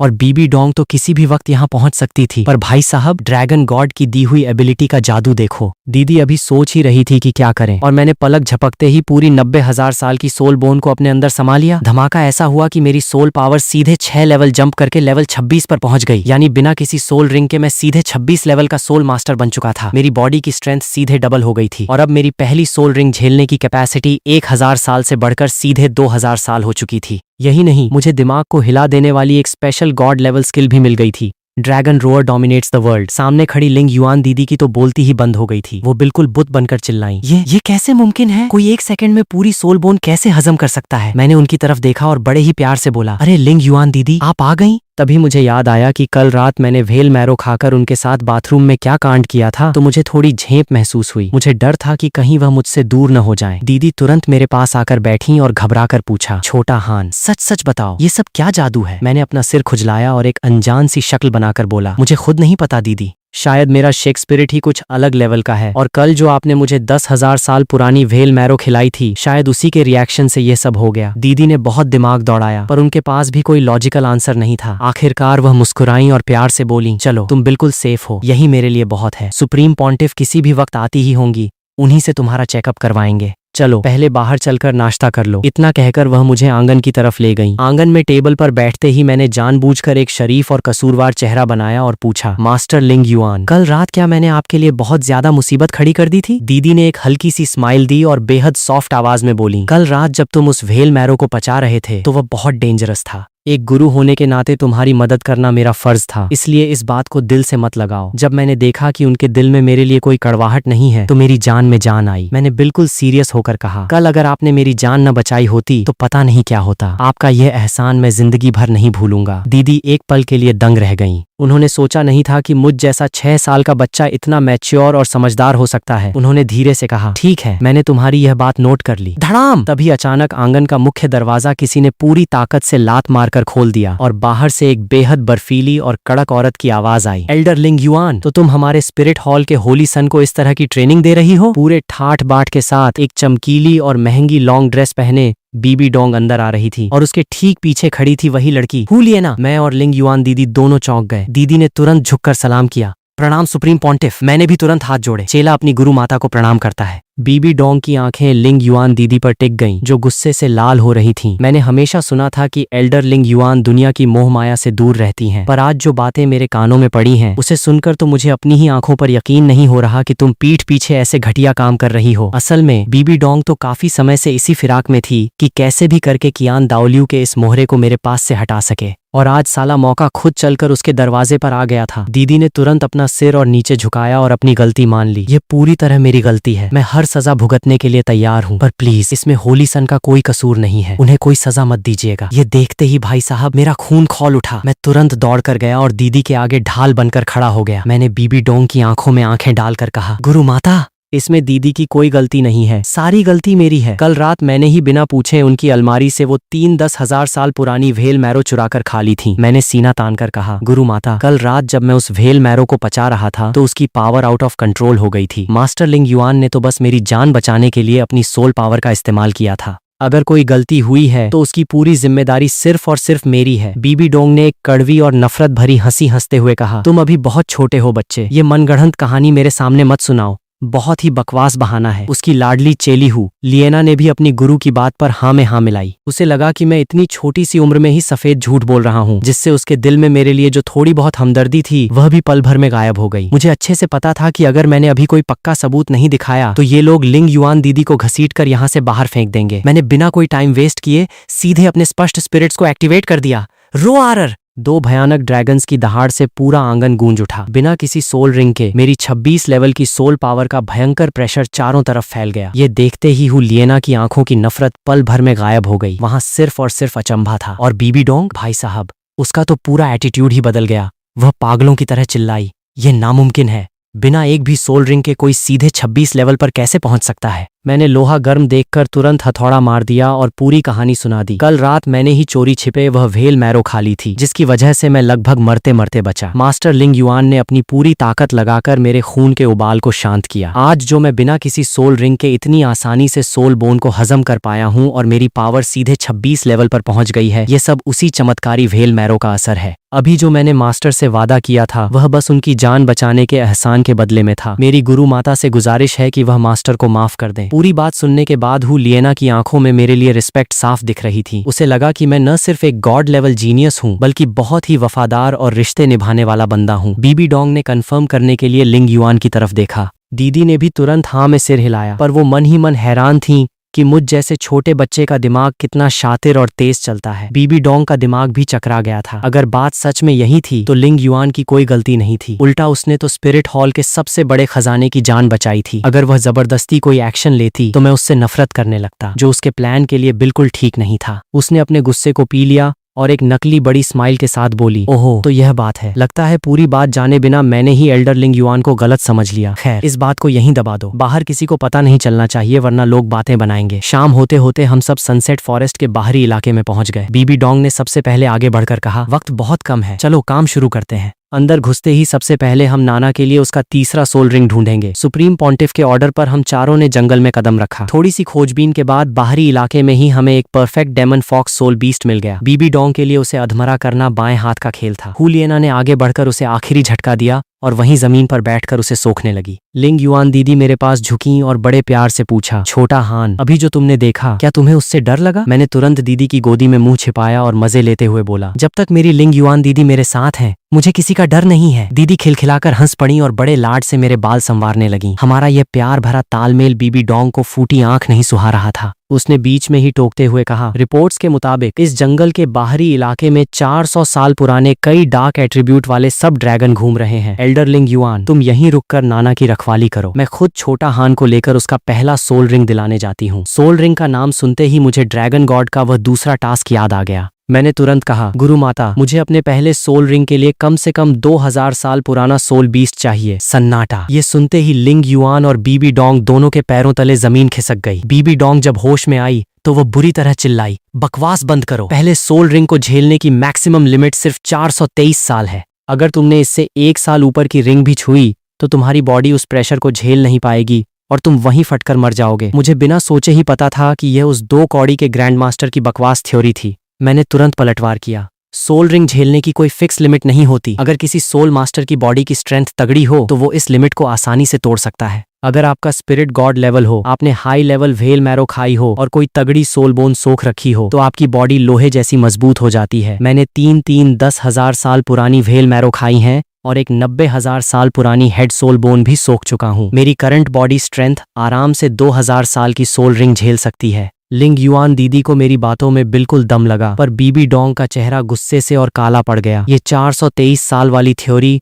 उसके प्यारे शियाओ गांग ने सालों की रिसर्च के बाद निकाली थी। अगर सिर्फ बॉडी स्ट्रेंथ बढ़ाकर इस लिमिट को तोड़ा जा सकता था तो इसका मतलब शियाओ गांग की थ्योरी बिल्कुल बकवास और गलत साबित हो जाती। और चूंकि वह खुद इस थ्योरी को पूरी दुनिया में प्रमोट कर रही थी तो वो दोनों पूरी दुनिया के सामने जोकर बन जाते। शियाओ गांग की थ्योरी कभी गलत नहीं हो सकती। बीबी डोंग ने गुस्से में मेरी बात को सिरे से खारिज कर दिया। तुम्हारी बॉडी चाहे जितनी मजबूत हो, पहली सोल रिंग सिर्फ 423 साल की ही होगी, 1 साल ज्यादा नहीं। इतना बोलने के बाद वह गुस्से में इतनी तमतमा गई कि उसका मुझे शिकार पर ले जाने का मूड ही खराब हो गया। उसने लिंग युआन की तरफ हाथ हिलाया, एल्डर लिंग युआन ये काम अब तुम्हारे हवाले है, जाओ और इस मामले को निपटाओ। दीदी तो यही चाहती थी। उन्होंने तुरंत हाँ में सिर हिलाया और मेरा हाथ पकड़कर वहां से ऐसे भागी जैसे उन्हें डर हो कि बीबी डोंग कहीं अपना फैसला न बदल ले। जब हम बीबी डोंग से काफी दूर निकल आए तो दीदी ने बिल्कुल सीरियस होकर मुझसे पूछा, छोटा हान क्या तुम सच में 2000 साल पुराने सोल बीस्ट की रिंग ही लेना चाहते हो? मैंने दीदी का हाथ पकड़कर थोड़ा मटकाया और अपनी आंखों में पूरी उम्मीद भरकर कहा, हाँ दीदी आप मेरा साथ दोगी ना? अब ड्रैगन गॉड का वह दूसरा टास्क पूरा होगा या नहीं, ये सब दीदी के इसी एक फैसले पर टिका था। दीदी ने मुस्कुराते हुए मुझे अपनी गोद में उठा लिया। ठीक है बाबा, चलो तुम्हारे लिए एक परफेक्ट सोल बीस्ट ढूंढते हैं। इतना कहकर वह मुझे लेकर जंगल के और गहरे हिस्से की तरफ बढ़ गईं। अभी हम थोड़ी ही दूर गए थे कि दीदी की नजर जमीन पर बने कुछ निशानों पर पड़ी। ये एक डार्क थंडर सब ड्रैगन के पैरों के निशान हैं। साइज देखकर लग रहा है कि यह बिल्कुल 2000 साल के आसपास का है। लाइट और डार्क दोनों एट्रीब्यूट वाले ड्रैगन बहुत ही रेयर होते हैं। ये तुम्हारे स्पष्ट स्पिरिट के लिए बिल्कुल परफेक्ट है। ये सुनते ही मेरे तो मजे आ गए। तो फिर देर किस बात की दीदी, चलो जल्दी उसका पीछा करते हैं। कुछ ही देर में हमें वो ड्रैगन दिख गया। वो पूरा जेट ब्लैक रंग का था। पीठ पर 2 विशाल पंख थे और उसकी पूरी बॉडी से काले रंग की बिजलियां सांप की तरह लपलपा रही थीं। देखने में वह बेहद खतरनाक और रौबदार लग रहा था, पर ट्विस्ट यह था कि वह बेचारा पहले से ही बुरी तरह घायल था और एक बड़े पेड़ के नीचे पड़ा अपनी आखिरी सांसें गिन रहा था। दीदी ने जब यह देखा तो बोली, लगता है अभी अभी इसकी किसी दूसरे सोल मास्टर या सोल बीस्ट से भयंकर लड़ाई हुई है। हमारे तो भाग्य खुल गए, बिना मेहनत के ही शिकार मिल गया। चलो जल्दी से इसे खत्म करो और इसकी रिंग सोख लो। रुको, हाथ मत लगाना। तभी अचानक पीछे से एक बहुत ही रोबीली और कड़क आवाज आई। हम दोनों ने घूम कर देखा तो वहां हरे रंग के कपड़े पहने एक बूढ़ा आदमी बड़े ही एटीट्यूड में चला आ रहा था। उसके पीछे एक लड़का और एक लड़की भी थे। जब मेरी नजर उस लड़के पर पड़ी तो मेरी मुट्ठियां गुस्से से भींच गईं और आंखों में खून उतर आया। ये कोई और नहीं बल्कि यू तियानहेंग था। यह वही कबीला था, blue lightning tyrant dragon clan, जिन्होंने मेरे पेरेंट्स को लात मारकर बाहर निकाला था, जिसके बाद वो नॉर्थ बॉर्डर भागने पर मजबूर हुए और तांग हाओ के हाथों मारे गए। अगर उस दिन उस कबीले ने मेरे पेरेंट्स की मदद की होती तो आज यह दिन देखना नहीं पड़ता। अब जब उस कबीले का वारिस मेरे सामने था तो उसे अपने क्लैन के पापों की सजा भुगतनी ही पड़ेगी। लग रहा था कि इस ड्रैगन को इन्हीं लोगों ने अधमरा किया था। वैसे तो रूल के हिसाब से यह शिकार उनका था, पर चूंकि यह रिंग यू तियानहेंग को चाहिए थी तो मैं इसे उसे कटाई नहीं ले जाने दूंगा। दीदी ने पलक झपकते ही मुझे अपने पीछे छिपाया और उस बूढ़े की तरफ देखते हुए कड़े लहजे में पूछा, आप कौन हैं और हमारे शिकार के बीच में आने का क्या मतलब है? दीदी समझ गई थी कि सामने वाला बंदा कोई मामूली खिलाड़ी नहीं है, इसलिए वह भी फाइटिंग मोड में आ गई थी। बूढ़ा रुका, उसने अपने दोनों हाथ सीने पर बांधे और बड़े ही घमंड से बोला, मेरा नाम दुकुबो है। शायद तुमने यह नाम न सुना हो, पर मेरा टाइटल पॉइजन डुआलुओ पूरी दुनिया जानती है। इस बीस्ट को मैंने ही घायल किया है। अगर अपनी जान प्यारी है तो दफा हो जाओ यहाँ से। उसके पीछे खड़े यू तियानहेंग और दुकुबो की पोती दुकुयान के चेहरों पर भी वही घमंड और हिकारत साफ दिख रही थी। दीदी पहले तो थोड़ा चौंकी, फिर शांत आवाज में बोली, तो आप पॉइजन डुआलुओ सीनियर हैं, रिश्ते में आप मुझसे बड़े हैं, तो कायदे से मुझे यह शिकार छोड़ देना चाहिए। पर यह सोल रिंग मेरे इस छोटे बच्चे के लिए बहुत जरूरी है। क्या सीनियर थोड़ा सा एडजस्ट कर सकते हैं? दीदी की यह बात सुनते ही दुकुबो का दिमाग चकरा गया। उसे यकीन नहीं हो रहा था कि उसका नाम सुनने के बाद भी यह औरत इतनी शांत कैसे है, और वह भी यह रिंग इस छोटे से पिंटू को देने की बात कर रही है। इससे पहले कि बुढ़ा कुछ बोल पाता, उसकी पोती दुकुयान जोर जोर से हंसने लगी। हाँ, क्या मजाक है? ये छोटा सा चूहा 2000 साल की सोल रिंग सोखेगा? तुम कहाँ की अनपढ़ गंवार हो भाई? साफ साफ बोलो ना कि यह रिंग तुम्हें खुद चाहिए। दादाजी, इस औरत की बातों में मत आना, यह बस आपको बेवकूफ बना रही है। इसे जरा सबक सिखाओ। बगल में खड़ा यू तियानहेंग भी ऐसे हंस रहा था जैसे उसने दुनिया का सबसे बड़ा जोक सुन लिया हो। दुकुबो को भी लगा कि उसका मजाक उड़ाया जा रहा है। उसकी आंखें गुस्से से लाल हो गईं। बदतमीज औरत, तेरी यह मजाल कि तू मुझसे चालाकी करे। उसने जोर से अपना पैर जमीन पर पटका और अपना स्पिरिट एक्टिवेट कर दिया। वो उसकी बॉडी के चारों तरफ 9 चमकीले सोल रिंग्स तैरने लगे। 91 लेवल के टाइटल डुआलुओं का भयंकर प्रेशर पूरे जंगल में फैल गया। यू तियानहेंग और दुकुयान के चेहरों की मुस्कान और गहरी हो गई। उन्हें लगा कि अब हमारा काम तमाम है। पर भाई साहब, दीदी ने जैसे ही देखा कि सामने वाला सिर्फ 91 लेवल का है, उन्होंने एक राहत की सांस ली और उनके होंठों पर एक मजे लेने वाली स्माइल आ गई। चेरर, दीदी ने भी अपना स्पिरिट ब्लेजिंग लिंग युआन आजाद कर दिया। एक के बाद एक पूरे 9 सोल रिंग्स बाहर आ गए। उनकी रिंग्स की कॉन्फ़िगरेशन भी बिल्कुल दुकुबो जैसी थी, पर उनकी सोल पावर उससे एक लेवल ज्यादा, यानी 92 लेवल थी। यू तियानहेंग और दुकुयान का हंसता हुआ चेहरा पल भर में ही जम गया। साला, ये भी एक टाइटल डुआलुओ थी। दुकुबो का भी चेहरा उतर गया। उसे तुरंत याद आया कि स्पष्ट स्पिरिट हॉल में एक ऐसी महिला एल्डर है जिसके पास यह स्पिरिट है, यानी सामने स्पिरिट हॉल की वीआईपी हस्ती खड़ी थी। दीदी ने अपनी उंगलियों से एक छोटी सी आग की चिंगारी निकाली और मजे लेते हुए बोली, तो सीनियर, क्या सच में हाथ साफ करना है? दीदी उससे एक लेवल ऊपर थी, और सबसे बड़ी बात, दीदी को सिर्फ मुझे बचाना था, जबकि दुकुबो के सिर पर 2-2 बच्चों की जिम्मेदारी थी। फाइट होती तो दुकुबो का हारना तय था। बुढ़ा समझदार था, उसने बिना वक्त गंवाए पीछे हटने का फैसला किया। यान तियानहेंगे, चलो यहाँ से। पर दुकुयान तो साली पूरी जिद्दी थी। वो चिल्लाई, दादाजी, हम क्यों भागें? ये सिर्फ एक 92 लेवल की डुआलुओ ही तो है ना। मैं और तियानहेंग मिलकर आपकी मदद करेंगे। हम इसे आराम से ढेर कर सकते हैं। कुछ भी हो जाए, ये ड्रैगन सिर्फ तियानहेंग का ही होगा। दुकुबो बेचारा परेशान होकर उसे दीदी का बैकग्राउंड बताने ही वाला था। यान, तुम जानती भी हो कि यह कौन है। पर इससे पहले कि वह अपनी बात पूरी करता, मैं तुरंत आगे आ गया और खांसते हुए बोला, अरे ओ, अगर तुम्हें शिकार चोरी होने का इतना ही दुख है तो चलो एक फेयर फाइट कर लेते हैं। अगर मैं जीता तो ये ड्रैगन मेरा, और अगर मैं हारा। ये सुनते ही दुकुबो और लिंग युआन दीदी दोनों के होश उड़ गए। दीदी ने घबराकर मेरा हाथ खींचा। छोटा हान, तुम क्या बकवास कर रहे हो? तुरंत अपने शब्द वापस लो। मैंने दीदी की तरफ देखा और एक ऐसा लुक दिया कि अरे चिल्ल करो दीदी, आपका भाई सब संभाल लेगा। यू तियानहेंग के तो जैसे भाग्य खुल गए।